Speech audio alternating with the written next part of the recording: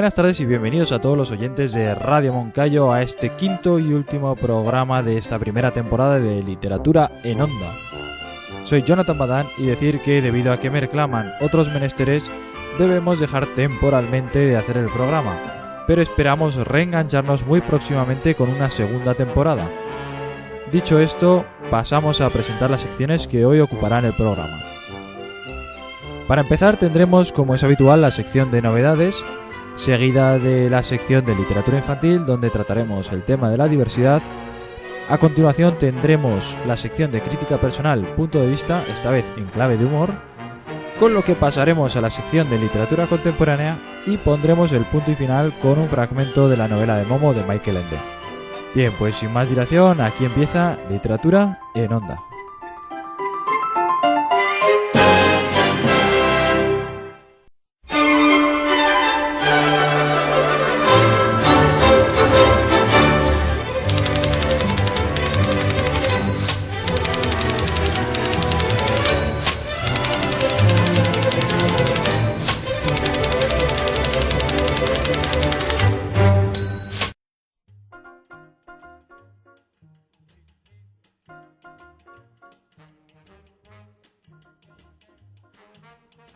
Llegamos a la sección de novedades literarias, la cual está a cargo de las distintas librerías de la ciudad de Borja, y con nosotros tenemos hoy a Alicia Peña en representación de la librería Ingesi de Borja, a quien saludamos y damos la bienvenida.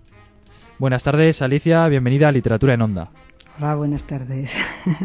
Bien, Alicia nos hablará, como hemos dicho, de las novedades recibidas, así como los bestsellers y si quiere algún libro que le resulte especialmente peculiar y que haya recibido en su librería.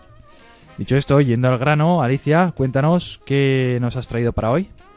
Pues hoy os he traído libros para niños entre 7 y 12 años y son libros de género pues de misterio y aventuras. Vale.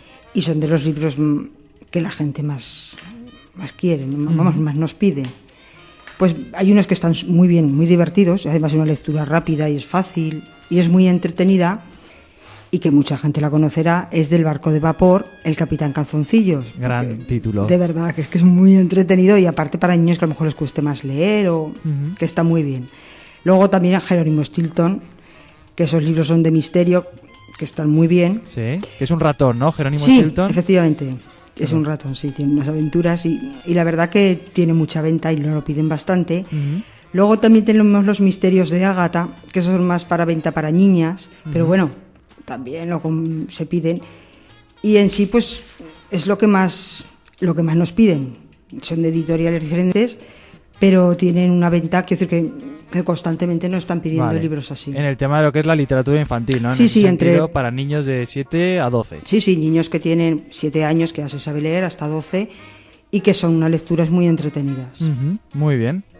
¿Y tema autores, alguna así en concreto? Para gente mayor, para ¿me gente quieres más decir? mayor, a ver, es que para gente mayor la gente ya viene y es mediante petición. Ajá. Y puede ser pues la última serie de televisión. Sí. Puede ser el último protagonista, pues puede ser cultural, como el Papa, por ejemplo. Sí. Puede ser algún famoso de televisión, un político, la vida de un político. Sí, que estuvimos hablando acerca de ese del tema de Revilla, ¿no? Bueno, sí, también ese político, efectivamente, sí, el presidente de Cantabria. Sí. A ver, la gente pide, pues siempre es de lo último, de la última novedad, o gente qué sé yo, pues nos piden mucho Antonio Gala, como escritor, siempre que edita, siempre. Arturo Pérez Reverte, María Navarro también es quiero decir, son de los más, pero eso ya son escritores, ¿no? Muy bien. Y así como curiosidad, ¿alguna petición que te haya llamado especialmente la atención, podrías decir? Es que, a ver, es que más que nada se basa la gente en la petición del el libro que más le guste. Claro, el día a día, ¿no? Sí. Hay tantos libros y una diversidad tan grande que yo qué sé, cualquier libro te puede ser erótico, puede ser cualquier libro, quiero decirte que no. También hay esa petición y pueden venir a la librería a ver, sí, la gente te puede pedir, sí, y no hay ningún problema de conseguirlo. Muy bien. En principio no hay ningún problema. Vale. Pues, ¿alguna cosita más? No. ¿Lo dejamos aquí? Como quieras. ¿Por aquí? Sí. Muy bien, pues muchas gracias, Alicia. Y con estas novedades nos quedamos, que hemos apuntado para ir conociendo un poco así lo que se cuece en el mercado literario. Sí. Te damos las gracias a ti en representación de la librería Ingesi Y nada, por ahora ya sabes que es el último programa y esperamos en la siguiente temporada continuar con esta sección de novedades literarias. Oye, pues muchas gracias por invitarnos y bueno, para lo que queráis, pues Muy bien. ahí estamos y nos llamáis. Y De encantada, acuerdo. de verdad que sí. Muy bien, muchas gracias y hasta la próxima vez. Gracias.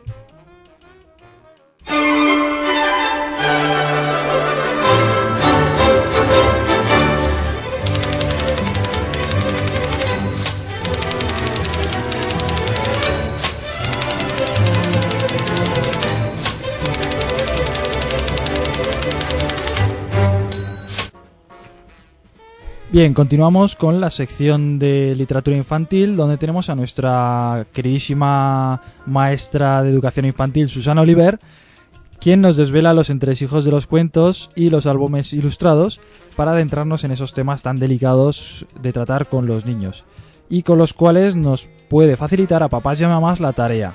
Bien, pues aquí la tenemos. Bienvenida, Susana, una semana más y gracias de nuevo por participar en Literatura en Onda. Buenas tardes, ¿qué tal? Muy bien, ¿y tú? Bien. ¿Estas vacaciones de Semana Santa? Bien, ya con las pilas cargadas otra vez. Así me gusta. Muy bien. Pues, ¿qué nos traes para hoy? ¿Qué tema nos traes para tratar hoy? Bueno, pues el tema de hoy es interesante, pero también un poquito complicado. Vamos a hablar de la diversidad. De la diversidad. Sí. Uh-huh. Cada persona es de una manera distinta y lo más bonito es aprender a convivir y respetar esas diferencias. Uh-huh. Nosotros tenemos que conocer estas diferencias, aceptarnos a nosotros mismos, pero también tener en cuenta a los otros. A los otros que no son como nosotros. Exacto. Y ser capaces de tolerar las diferencias, de aceptarlas, de tenerlas ahí como cualquier otra cosa más, ¿no? Exacto. Nosotros desde la escuela sí que insistimos en la igualdad, aunque también hay que tener en cuenta a cada uno de los niños, con sus características distintas y sus peculiaridades, respetándoles, por supuesto, esas diferencias que existen entre unos y otros. Sí, sí. ¿Y qué cuentos nos traes para tratar el tema de la diversidad? Pues los cuentos que traemos hoy son muy bonitos, lo has podido comprobar con tus propios ojos. Sí, los hemos estado viendo, echando un vistazo antes, la verdad es que sí, son preciosos, como siempre cuando nos traes esos magníficos cuentos. Y bueno, pues fundamentalmente a partir de la diferencia, queriendo hacer de ella un reto para que no suponga una problemática. Uh-huh. Que esas diferencias se minimicen y hacer más normal las cosas, normalizar la situación. Sí, porque además entre los escolares, ¿no? Entre los niños es más complicado. Siempre se ha dicho que son crueles con los diferentes porque se ceba mucho con las diferencias y exacto, bueno, esto es una en las manera etapas tratarlo, de infantil, ¿no? Esto no se nota tanto. Pero bueno, pues sí que tanto desde casa como desde la escuela es importante pues ponernos en el lugar del otro y saber que cada uno somos diferentes, uh-huh, con o sin dificultades. Sí, sí. Y lo más importante y lo más bonito creo que es conocernos los unos a los otros y tener esa capacidad de ayuda, que se ve tan bonito. Y ver que en la diferencia está la gracia, ¿no? Que realmente si todo es igual, todo es lo mismo, todo es homogéneo, se pierde un poco esa esencia de maravilla, ¿no? Claro que sí. Muy bien, pues muy bien. ¿Con qué cuento empezamos? Bueno, pues te voy a empezar a hablar de los cuentos de hoy. Uh-huh. Algunos de los títulos que traemos hoy, por un lado está el cuento de Por cuatro esquinitas de nada. Sí. Es una historia muy bonita entre círculos y cuadrados. El cuadrado se hace amigo de los círculos, pero cuando llega el momento de ir a casa surgen las dificultades, se complica la relación entre el cuadrado y el círculo. Sí. No puede entrar por la puerta que entran los círculos, porque él es un cuadrado, es distinto. Hay algo que le sobra, ¿no? Exacto. Entonces los círculos hacen lo imposible, se encargan de buscar alguna solución para que el cuadrado no se quede solo. Intentan cortarle las esquinas, pero aún así no pueden. Encima duele, ¿no? Que te corten las esquinas. Le empujan, bueno, piensan muchísimas soluciones y al final se dan cuenta de que no es el cuadrado el que tiene que cambiar. No, claro. Sino la puerta por la que tiene que entrar. Claro. Eliminan esa barrera y es un cuento realmente bonito, muy visual, con muy poco texto. Y muy acertado en cuanto a las ideas de hoy en día, que la que tiene que cambiar es la sociedad, no las barreras que encontramos. Exacto. Y no la persona en sí, que no tiene nada que cambiar. Ella es así y hay que aceptarla. Exacto. Tal y como sea. Hay que eliminar ese tipo de barreras. Uh-huh. Otro cuento muy interesante se llama Mami, a que María no es tonta. Es una historia que nos hace entender qué significa tener síndrome de Down. Sí. La historia la cuenta un niño con su madre y le hace ponerse en el punto de vista de su hermana que tiene síndrome de Down. Ujú. Es muy bonito porque el hermano de esta niña acaba entendiendo por qué María es así y qué dificultades le trae ese síndrome de Down. Sí, ¿no? Porque a lo mejor es complejo de entender, un hermano, la familia en sí es fuera de lo normal, ¿no? Y siempre es complicado encontrarse en esa situación. Exacto. Aquí también además se ve al principio del cuento como pues él no entiende por qué a su hermana la llaman tonta. Ujú. Entonces dice, pero si mi hermana no es tonta. Entonces entiende... Tiene un montón de capacidades, ¿no? Exacto. Diferentes a las de los demás. Exacto. Se tienen que resaltar esas capacidades y esos aspectos positivos. Ujú. Y es lo que se encarga de hacer su hermano. Muy bien. Está muy bonito. Gran hermano. Sí. Otro cuento muy bonito también. Háblame. También con unas ilustraciones magníficas y Sí. un texto muy sencillito. Bueno, un poquito complejo, pero Sí. bueno, es interesante. Se puede tratar, ¿no? Con los niños a Sí. través del texto, comentándolo, explicando lo que haga falta explicar. Exacto. Yo creo que hay que partir de las emociones. Ujú. Cuando está esa dificultad por comunicarnos, parece que no exista ningún tipo de emoción. Aquí en este cuento de Háblame aparece Sara, que es la protagonista del cuento, bueno, junto con su hermano, y nos enseña las emociones de esta niña y el hermano trata de comprender cómo es su hermana también, Sí, ¿no? el tipo de problema que tiene. Esa complejidad. Exacto. Ujú. Es un tema muy delicado, pero es un cuento realmente precioso. Y la verdad es que las ilustraciones son hermosas. Sí, muy bonitas, merece mucho la pena. Además el texto es muy adecuado y tiene las palabras y las frases idóneas para este tipo de Ujú. discapacidad. Muy bien, seguimos con otro cuento, el Seguimos con otro cuento. que a ti te hace especial gracia. Sí, este cuento me lo he comprado hace poco y lo descubrí por casualidad y la verdad es que es muy chulo. Ujú. Monstruo Rosa. Sí.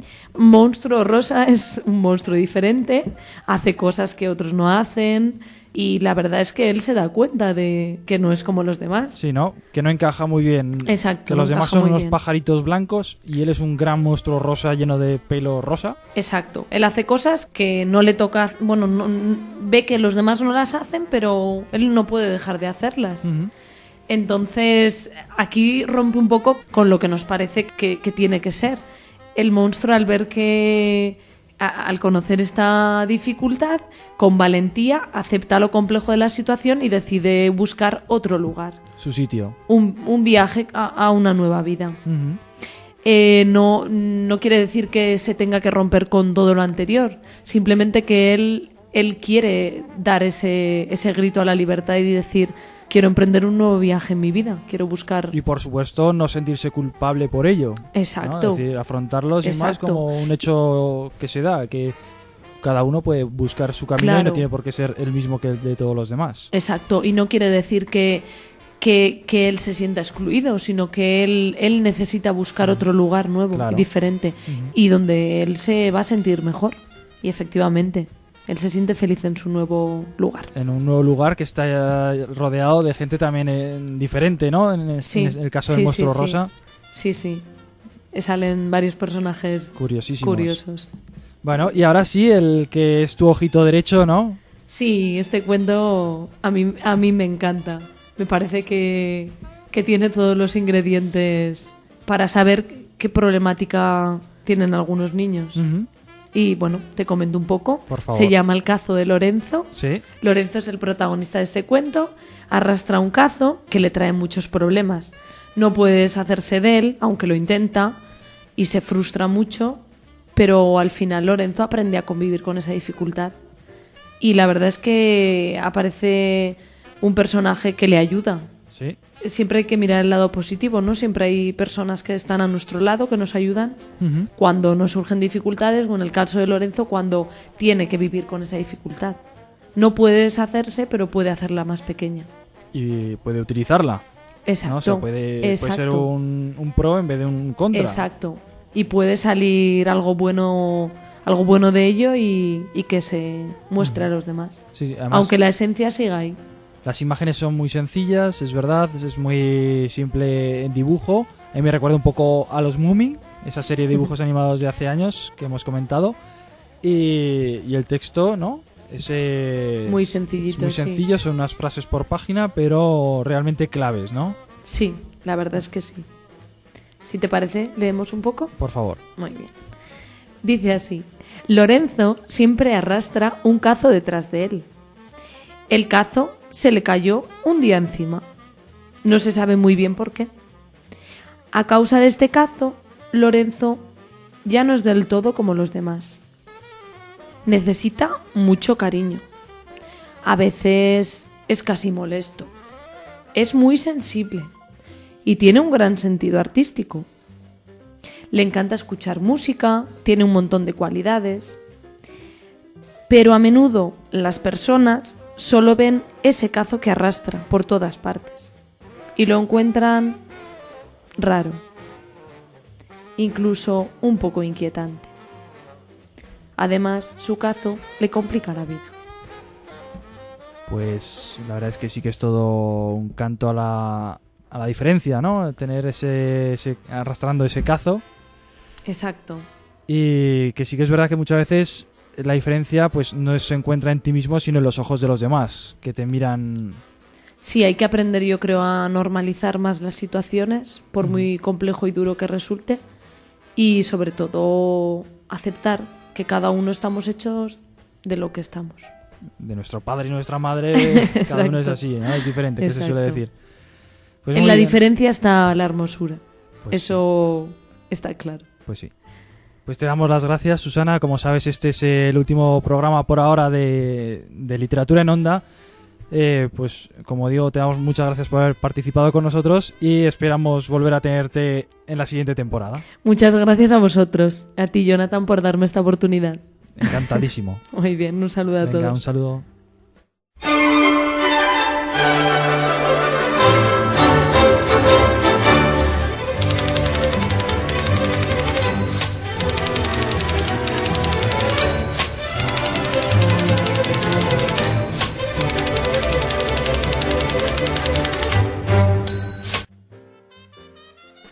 Y tras esta clase en clave de cuentos sobre la diversidad, continuamos con la sección de crítica personal Punto de Vista, en la cual tenemos a cargo de la lupa y la pluma a la amante de la literatura por antonomasia, Rebeca Aznar. Buenas tardes, Rebeca, y bienvenida a este, por ahora, último programa de Literatura en Onda. Buenas tardes, Jonathan, qué pena. Oh. Es lo que hay, pero bueno, por supuesto, muchas gracias por colaborar con Literatura en Onda, todos estos programas, y que sigas aquí. Gracias a vosotros, que ha sido un auténtico placer. Bueno, y una vez hechas las presentaciones, vamos con el tema que hoy nos ocupa. ¿Qué dos novelas nos has traído? Pues mira, hoy pasamos un poco al humor, que nos va a venir bien a todos, y bueno, un escritor español, Eduardo Mendoza, con Riña de gatos. Y en segundo lugar, un finlandés, también muy conocido en su país y fuera de él, Pasilina, con El molinero aullador. Muy bien.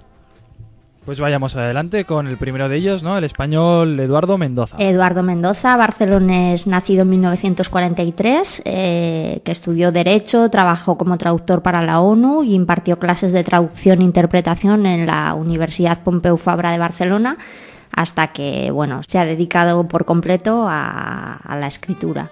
La mayoría de sus novelas han sido publicadas en Seix Barral, y por citar algunas de ellas o las más que podemos conocer, pues hablar del Misterio de la cripta embrujada, La ciudad de los prodigios, que fue premio de Barcelona y llevada también al cine por Mario Camus en 1999, protagonizada por Emma Suárez y Olivier Martínez.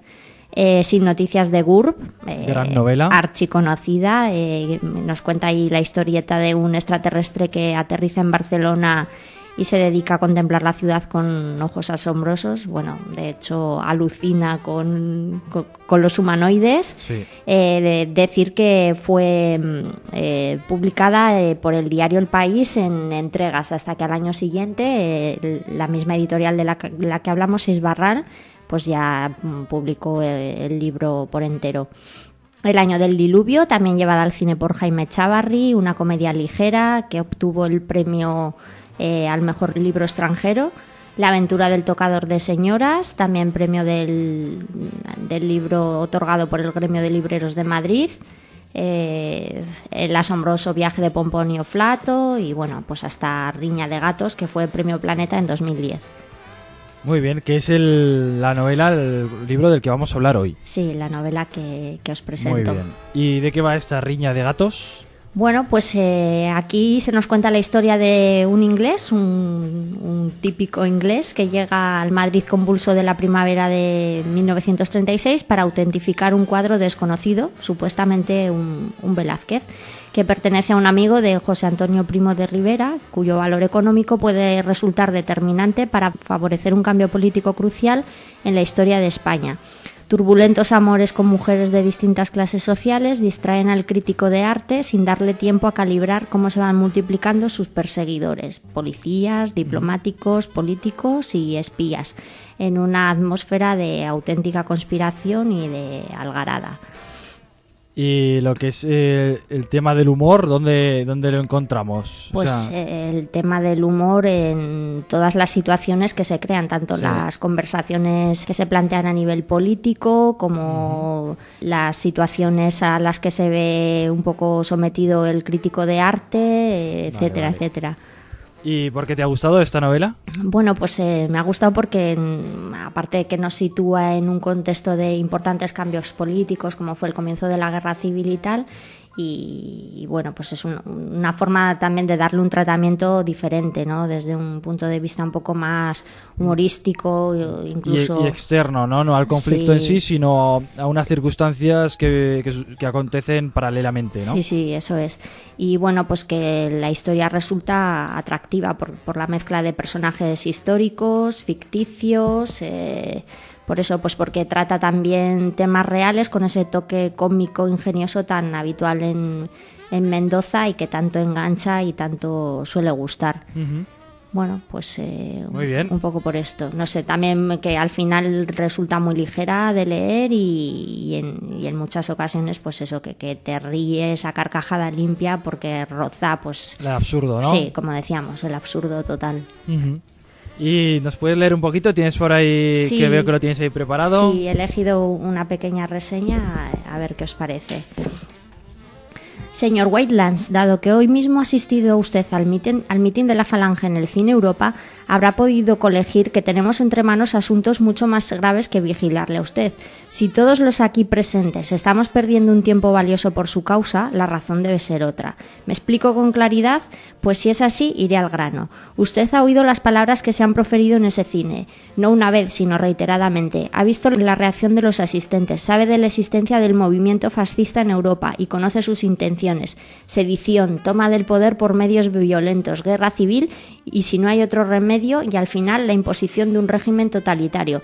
Ellos no ocultan estas intenciones ni hablan por hablar. Ahí tiene Italia, Alemania y otros países decididos a imitar su ejemplo. Con todo y al margen de su gravedad, este asunto compete al gobierno español, no a usted. En cierto modo, ni siquiera a mí. El fascismo es política y lo mío es el orden público. ¿Usted fuma? Ah, claro. Hablando un poco de todo, ¿no? Hablando un poco de todo. Muy bien. Pues fantástico este Riña de gatos de Eduardo Mendoza, lo reseñamos ahí como lectura indispensable. Muy recomendable, sí. Muy recomendable, lleno de humor y en esas circunstancias de las que hemos hablado. Muy bien, ¿y el otro título que nos has traído cuál es? Pues como os decía, El molinero aullador, que es de un autor finlandés, Arto Pasilina. Y bueno, que él a sí mismo se define como es guardabosque, es periodista, es poeta y bueno, que ha sido autor de 35 novelas hasta la fecha y traducido pues a numerosas lenguas fuera de su país. Por citar algunas de las más conocidas, o al menos las que yo he leído y me han gustado, pues El bosque de los zorros, La dulce envenenadora, Delicioso suicidio en grupo, El mejor amigo del oso y bueno, pues ya los títulos como que te llaman un poco la atención. Sí, son bastante intrigantes, ¿no? Sí, y te dicen de qué nos van a hablar aquí. Todas ellas, decir que han sido publicadas en compactos de Anagrama, por si os animáis a buscarlas. Muy bien. ¿Y esta novela en concreto, la del molinero aullador, de qué va? Pues bueno, nos cuenta la historia de Gunnar, que es un tipo bastante extraño a ojos de los vecinos del pueblo donde acaba de instalarse, no solo por su apariencia física, que mide 1,80 m, tiene el pelo tieso como púas y unos ojos rasgados y unas facciones muy acusadas, sino por su decisión de arreglar y poner en funcionamiento un viejo molino en ruinas que los habitantes del pueblo casi habían olvidado. Sin embargo, el hábito más extravagante de Gunnar está aún por descubrirse. Pronto empezarán a sufrirlo sus vecinos cuando un aullido desgarrador los despierte en las noches de forma súbita, impidiéndoles dormir. Y es que el molinero aúlla para desahogar sus penas. Cosa que no va a gustar a nadie y acabará provocando su ingreso en un manicomio y un sinfín de desventuras más para el pobre Gunnar. Pues sí, ahí tenemos al pobre Gunnar, que pobrecillo intenta aliviar sus penas aullando a la luna y la gente le quiere meter en un manicomio. Sí, bueno, y sobre todo, pues independientemente de que él necesite un poco desahogarse así, pues que lo único que busca es encontrar un sitio en el que vivir tranquilo y tener su huerto y su molino en funcionamiento, nada más que eso. Pues sí. ¿Y quién no querría eso? Bien, ¿y por qué te ha gustado? Bueno, pues porque al final esta novela a mí me parece que es un alegato contra la intolerancia y el fanatismo y bueno, pues que se cuenta ahí a través de una fábula con mucha acción y personajes únicos donde el humor adereza este relato de principio a fin. Y bueno, pues es muy curioso ver cómo los personajes revelan poco a poco su verdadero trasfondo. El molinero, pese a sus atípicas costumbres, resulta un ser bondadoso y mucho más cuerdo de lo que todos pretenden, y los vecinos, en apariencia gente normal, acaban estando mucho más trastornados y siendo más maquiavélicos que el propio molinero y sus aullidos nocturnos, porque hacen las 1000 para conseguir meterle al pobre hombre a toda costa en el manicomio. Pues sí, ahí se puede ver la normalidad, ¿no? Que ahí se ve la extravagancia de lo normal, ¿no? De la gente normal que de repente encuentra algo que no es... sí, que es atípico. Y lo intenta normalizar, en este caso incluso apartar de la sociedad, ¿no? Bueno, y seguro con situaciones absurdas también. Sí, bueno, es súper gracioso también de reírte un montón, a veces de sentir pena y simpatía al mismo tiempo, ya digo, por el molinero y en otros momentos pues de reír hasta morir, casi. Muy bien.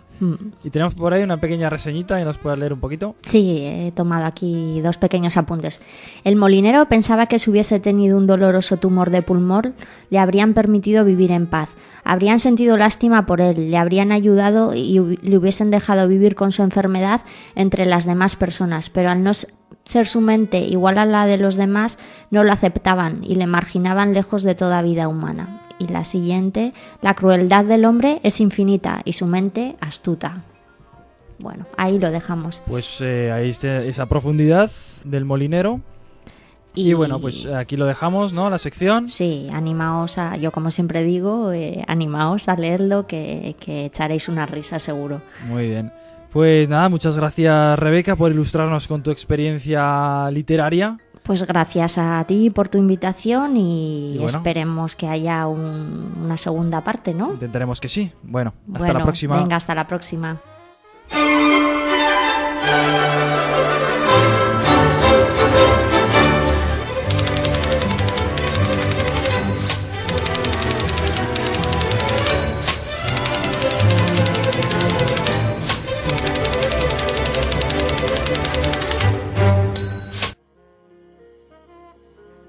Bueno, y finalmente llegamos a nuestra última sección colaborativa, digamos, y no es otra que la de literatura contemporánea con Ana Quintana, con la que esta vez haremos la sección a distancia. Buenas tardes y bienvenida de nuevo a Literatura en Onda. Buenas tardes, Jonathan. Bien, pues recordar que el primer programa nos hablaste de literatura japonesa, en el segundo sobre ciencia ficción feminista, y para este tercero y por ahora último, ¿qué nos traes? Pues hoy me he querido sumar a las celebraciones del Día del Libro, con un poquillo de retraso, y os traigo un especial de libros sobre libros o libros sobre el mundo de la literatura. Muy bien, es como redundante, ¿no? Cíclico, libros que hablan sobre libros. Eso es. Bueno, muy bien, adelante pues. Pues para empezar quería hablar de los lectores, que es una parte fundamental de la literatura. Pues sí. Y para ello os traigo una novelita corta que se llama Una lectura poco común, de Alan Bennett. Uh-huh. Y nos cuenta la relación con la lectura de la reina de Inglaterra, desde que aparece en las inmediaciones de Palacio una biblioteca ambulante que la introduce en la lectura de autores clásicos como Jane Austen, Balzac, Proust, Shakespeare o Nancy Mitford. Y a través de las páginas vamos descubriendo cómo esta nueva afición a la lectura de Isabel II por las letras irá cambiando su personalidad y irá desconcertando un poco a las personas que le rodean. Uh-huh. Y me parece muy interesante. ¿Tienes un extracto o algo que nos quieras leer? Sí, os voy a leer un trocito de un parrafito que dice: si le hubieran preguntado si la lectura había enriquecido su vida, habría contestado que sí, sin duda alguna, aunque habría añadido con la misma certeza que al mismo tiempo la había vaciado de toda finalidad. En otra época era una mujer resuelta y segura de sí misma, que sabía cuál era su deber y tenía intención de cumplirlo todo el tiempo que pudiera. Ahora muchísimas veces estaba dubitativa. Pues la verdad es que sí, que es lo que tiene la literatura, ¿no? Que cuando lees te llenas de ideas y ya y te hacen pensar y repensar sobre tu vida constantemente. Efectivamente, y es lo que le va pasando en este libro a Isabel II. Uh-huh. Y es muy interesante, es el típico libro que tienes una libreta al lado para ir añadiendo lecturas futuras a tu lista, ¿no? Qué guay, mola. Y bueno, pues seguimos con otro título. Muy bien, pues ahora vamos a seguir con los traductores, que son esas personas tan importantes para el mundo de las letras, pero que a menudo no les reconocemos todo el valor que tienen. Uh-huh. Y lo vamos a hacer a través de una novela corta de Banana Yoshimoto que se llama NP, y nos cuenta la historia de una joven japonesa que se halla ligada a través de varias personas a un relato que está maldito y que lleva por nombre NP. Y es un relato que se ha cobrado la vida de aquellas personas que han intentado traducirlo, entre los que se encontraba el primer amor de esta joven. En esta novela, sobre todo, nos vamos a introducir mucho en cómo es el proceso de la traducción y lo delicado y concienzudo que es. Uh-huh. Y la novela en sí pues es algo terrorífica también en ese sentido, ¿no? ¿Tendrá algo de thriller? Tiene algo de thriller, sobre todo tenemos muchos personajes que discurren están alrededor de este relato 99, que es el relato NP, y en el que está muy presente pues el tema de las obsesiones, el suicidio, etcétera. Uh-huh. Pues la verdad es que resulta bastante interesante y como te solemos decir, ¿tienes por ahí un extracto en el que nos puedas leer algo de él? Pues sí, tengo un extracto en el que vamos a entender muy bien este tema de las obsesiones y la traducción. Y dice: si te introduces hasta la identificación total, acabas no comprendiendo hasta dónde llega tu propio pensamiento y las ideas del otro acaban por infiltrarse en tu vida cotidiana. Traducir la obra de un autor que ejerza una fuerte influencia acaba arrastrándote 1000 veces más que el hecho de leerla. Uh-huh. Pues un poco siguiendo con el hilo que habíamos dicho antes, ¿no? De que la literatura te va imprimando de otras ideas, ¿no? Que no son las tuyas propias, pero en este caso incluso más porque la traduces, no solo lo lees, sino que encima tienes que imbuirte en la personalidad del autor. Claro, y tienes que plasmar todo lo que ha querido reflejar el autor en su obra. Uh-huh. Muy bien, la verdad es que también es impresionante. ¿Continuamos con otro título? Pues si seguimos, ahora vamos a seguir con los escritores, que son una parte indispensable, está claro. Hombre, pienso que sí. Sí. Y os traigo para ello primero una recopilación de artículos y textos del genial escritor de ciencia ficción Ray Bradbury, que lleva por título Zen en el arte de escribir. Ajá. Y es un libro que recoge artículos del autor sobre la escritura y la literatura. A través de 11 escritos, Bradbury nos habla de su pasión por la literatura como medio, de sus inicios en el mundo de las letras, del oficio de escritor, del proceso creativo. También reflexiona sobre sus obras más laureadas como Crónicas marcianas o Fahrenheit 451. Y por eso mismo es una lectura que la recomendaría mucho tanto a los fans de Bradbury, pero también a todo el mundo que se está acercando a la escritura de manera amateur o profesional. Pues sí, la verdad es que podemos recomendarlo como tal. ¿Y nos leemos un poquito? ¿Tienes por ahí algún fragmento? Sí, mira, os voy a leer algo referente al tema de la inspiración, ¿no? Que dice: para alimentar a su musa, pues es preciso que usted haya tenido siempre hambre de vida, desde niño. De lo contrario, es un poco tarde para empezar. Claro que mejor tarde que nunca. ¿Aún se siente dispuesto? De ser así, tendrá que dar largos paseos nocturnos por su ciudad o su pueblo, o paseos de días por el campo. Largos paseos a cualquier hora por librerías y bibliotecas.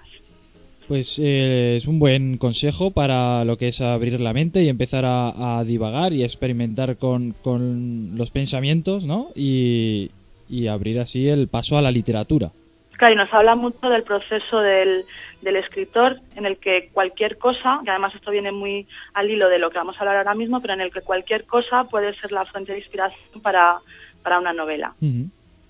Entonces, si te parece, sigo con este tema de los escritores y la inspiración de la mano de Paul Auster y el cuaderno rojo, que es una selección de relatos, memorias y microhistorias que configuran una libreta de apuntes del autor de Auster, y cuyo nexo en común son las coincidencias y el azar, que para los que no conozcan la obra de Auster, suelen ser el motor de la mayoría de sus obras, al que a Auster se le ha llamado muchas veces el cazador de casualidades. Uh-huh. Entonces, entre estas historias recoge una vivencia que vivió el propio Auster, que es que le llamaron para solicitarle por error para solicitarle sus servicios como detective. Entonces Auster se quedó con la duda de qué hubiese pasado si él hubiese aceptado el trabajo de detective que le habían ofrecido por error, ¿no? Y esto lo llevó a una novela que es La ciudad de cristal, que es la primera parte de la trilogía de Nueva York, en la que el protagonista, Quinn, recibe esa misma llamada, pero en su caso él decide hacerse pasar por detective. De acuerdo. Pues, ¿y nos puedes decir algo, nos puedes leer un trocito también de esta obra, de este cuaderno rojo? Pues sí, vamos a leer un trocito del prólogo, que es un prólogo realizado por Justo Navarro, en el que él habla mucho de este tema de la casualidad en la obra de Paul Auster. De acuerdo. Entonces podemos leer en este prólogo: llena cuadernos y cuadernos, una palabra detrás de la otra, porque está rodeado de cosas que no entiende, está confundido. Las cosas que lo rodean no son puntos de referencia para no perderse, sino recovecos, paredes de un laberinto. Pues la verdad es que sí que refleja bien esa idea de escritor, ¿no? Que va apuntando cualquier idea, cualquier pensamiento que le pasa por la cabeza para un futuro relato, o no, o simplemente una concatenación de pensamientos, ¿no? Efectivamente. Uh-huh. Y te parece, sigo un poquito más con los escritores, ¿sí?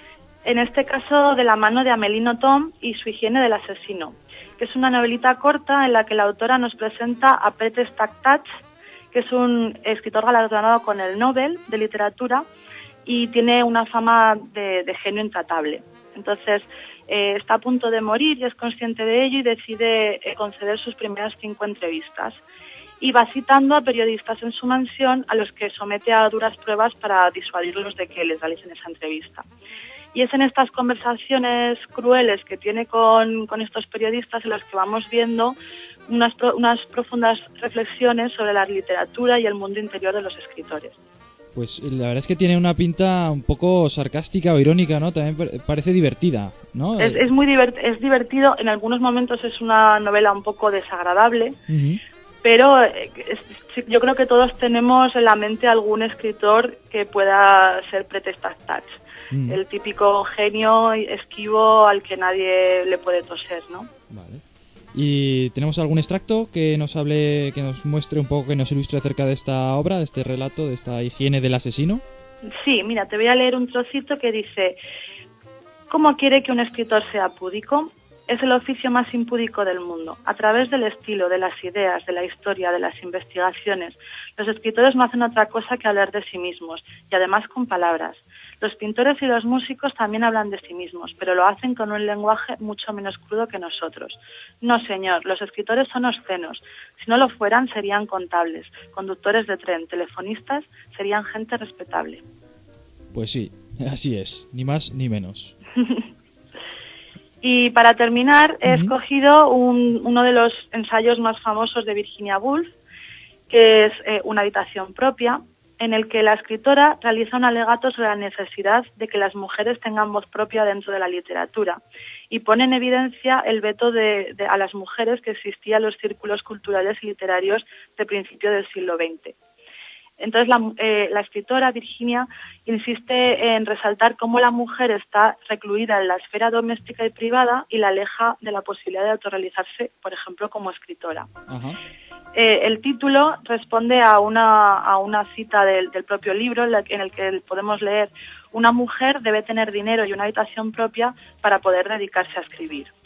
Pues hombre, realmente también como los hombres, pero bien, en ese caso sí que es verdad que una mujer tiene un hándicap incluido, ¿no? Y sobre todo en la época en la que vivió Virginia Woolf, en principios del siglo XX. En el libro va contando cómo ella siente como esa cerrazón hacia las mujeres en diversos círculos culturales y literarios del momento. Y al respecto, ¿qué nos puedes decir nos puedes transmitir algún fragmento de la obra? Bueno, Jonathan, pues de la habitación propia me gusta mucho una frase que además creo que es perfecta para cerrar este especial, que dice: cierra con llaves tus bibliotecas si quieres, pero no hay barrera, cerradura ni cerrojo que puedas imponer a la libertad de mi mente. Pues sí, fantástica, brillante cita, la cual me parece muy adecuada pues para cerrar tu sección y, como sabes, por ahora hasta nuevo aviso. Pues sí. Pero bueno, que sea hasta pronto. Sí, pero bueno, eso, un placer haberte tenido con nosotros aquí en Literatura en Onda y esperar volver a vernos entre los libros y las ondas. Igualmente. Pues nada más, darte las gracias y mandarte un fuerte abrazo. Hasta la próxima. Hasta la próxima.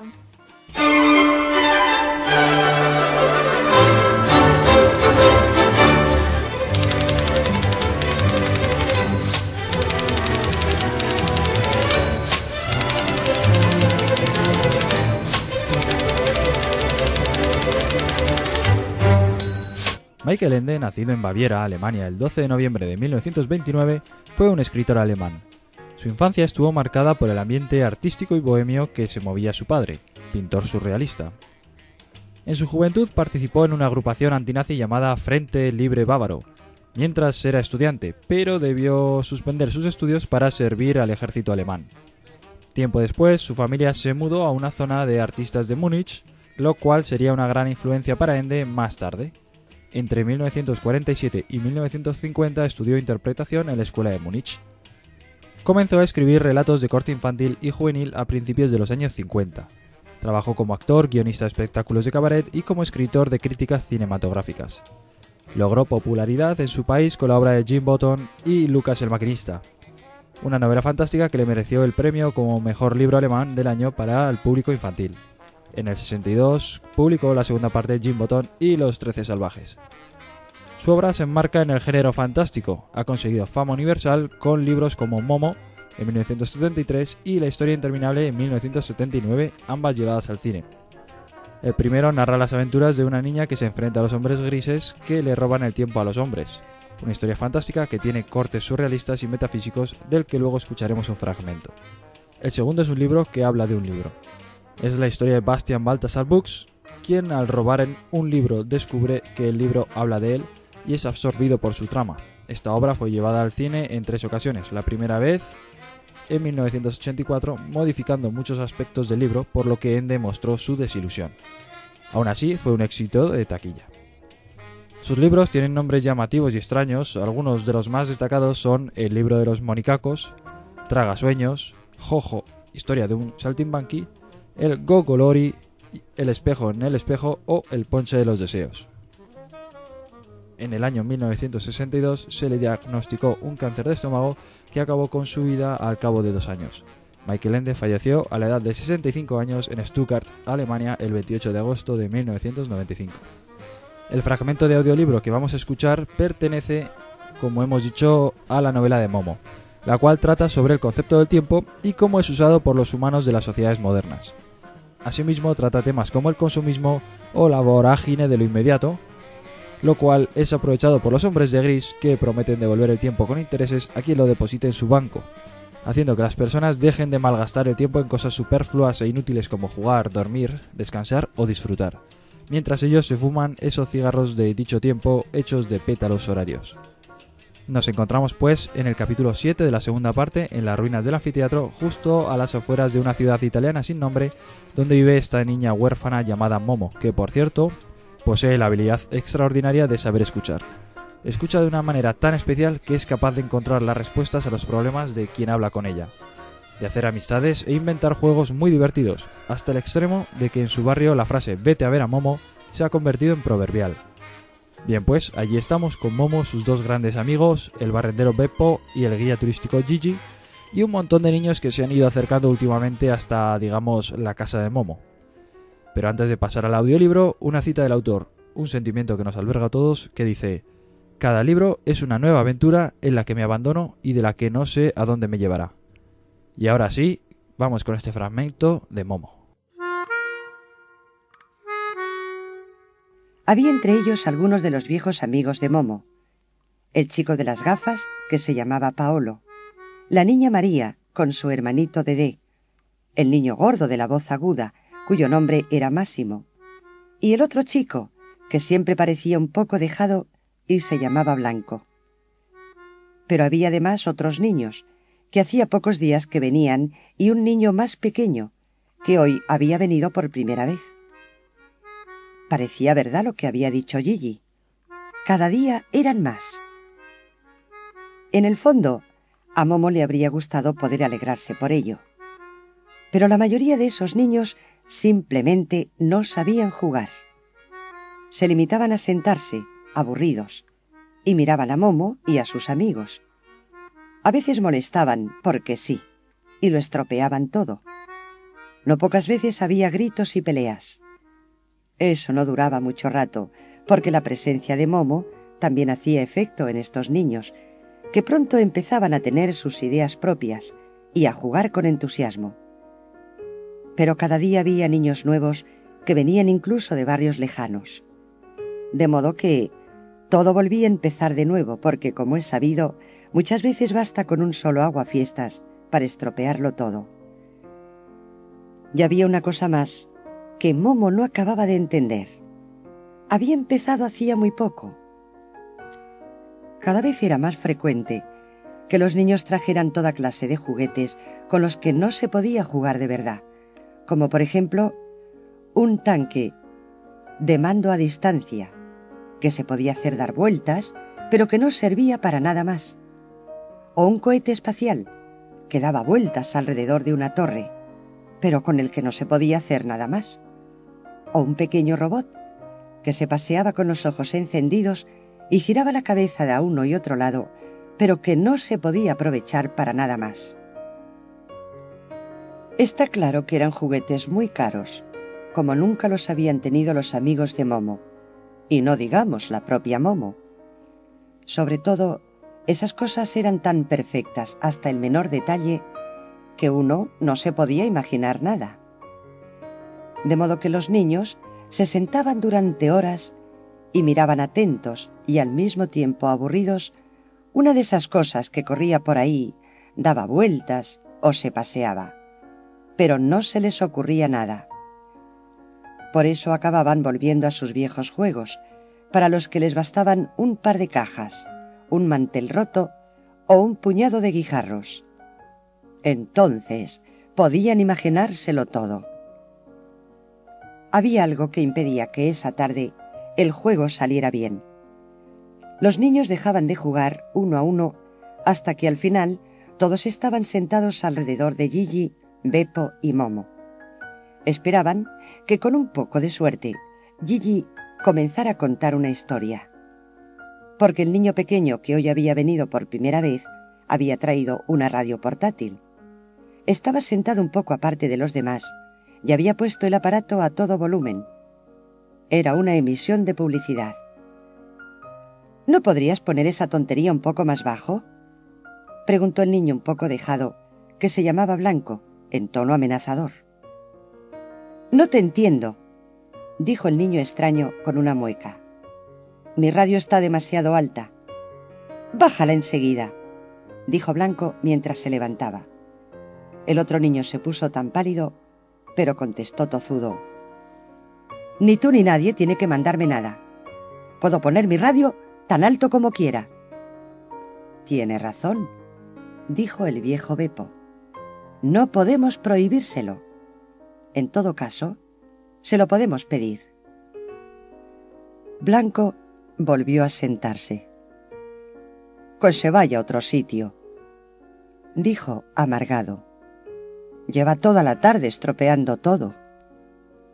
Su razón tendrá, contestó Beppo, mientras miraba al niño nuevo con amabilidad y atención a través de sus pequeñas gafas. Seguro que la tiene. El niño nuevo calló. Después de un instante, bajó su radio y miró a otro lado. Momo fue hacia él y se sentó callada a su lado. El niño apagó la radio. Durante un ratito hubo silencio. «Cuéntanos algo, Gigi», pidió uno de los niños nuevos. «Sí, por favor», gritaron los demás. «Un cuento divertido».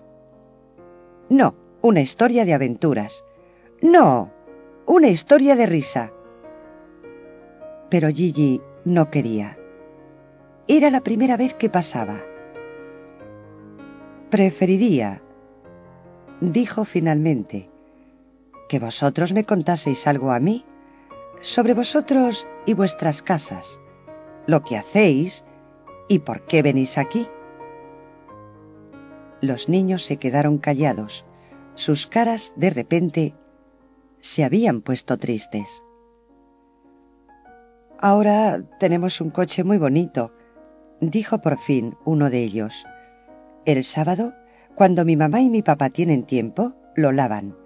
Si he sido bueno, también me dejan ayudarlos. Más adelante, yo también quiero tener un coche así». «Yo», dijo una niña pequeña, «yo puedo ir cada día al cine sola si quiero. Allí piensan que estoy bien guardada, porque ellos no tienen tiempo para ocuparse de mí». Después de una breve pausa, añadió, «Pero no quiero estar guardada. Por eso vengo aquí a escondidas y me guardo el dinero. Cuando tenga bastante dinero, me compraré un billete para ir al país de los 7 enanitos». «¡Eres tonta!», dijo otro niño. «Si no existen». «Sí que existen», dijo tozuda la niña. «Lo he visto incluso en un folleto de viajes». «Yo ya tengo 11 discos de cuentos», dijo un chico pequeño, «que puedo escuchar cuantas veces quiera. Antes me contaba cuentos mi papá por la noche, cuando volvía de trabajar. Ay, eso sí que era bonito, pero ahora no está nunca, o está cansado y no tiene ganas». «¿Y tu mamá?», preguntó María. «¿También está fuera todo el día?». «Sí», dijo María. «En mi casa pasa igual, pero por suerte tengo a Dedé». Y le dio un beso a su hermanito que estaba sobre su falda. «Cuando vuelvo del colegio, caliento la comida que nos han dejado. Entonces hago mis deberes. Y entonces...». Se encogió de hombros. «Bueno, entonces nos vamos a pasear hasta que oscurece. Casi siempre venimos aquí». Todos los niños asintieron, porque más o menos les ocurría lo mismo a todos.